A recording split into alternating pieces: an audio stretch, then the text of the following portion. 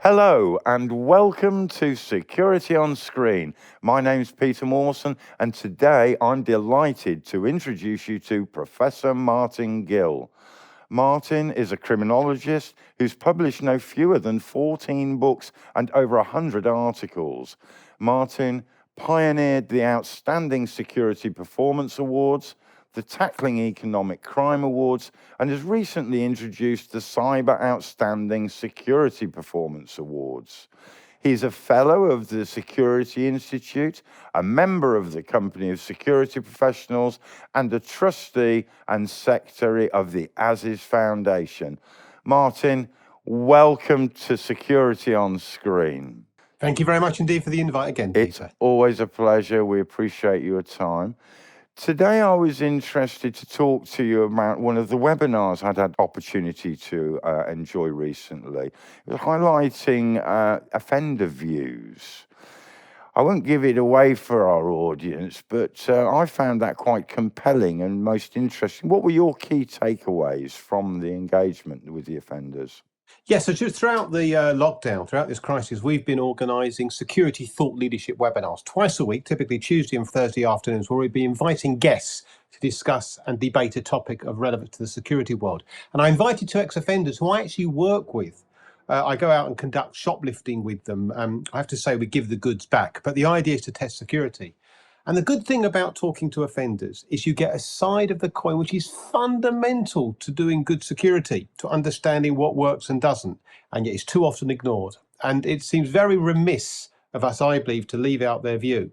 Because of all the perspectives that I listen to, I consider that one to be the most important of all.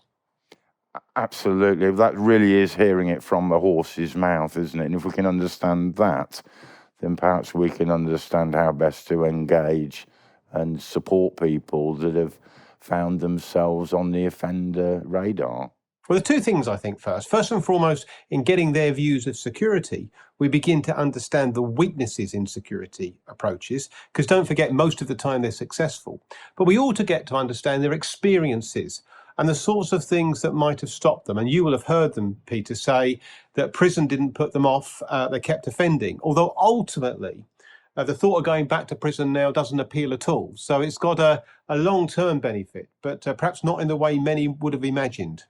I felt that we were looking at men that had, as younger people, had thrown caution to the wind with regards to the police and the justice system, but had certainly had sort of matured and realised that after some decades in the vocation of criminality, that it wasn't really a worthwhile life choice. But it did surprise me that it took some time to get to that part of the thinking process.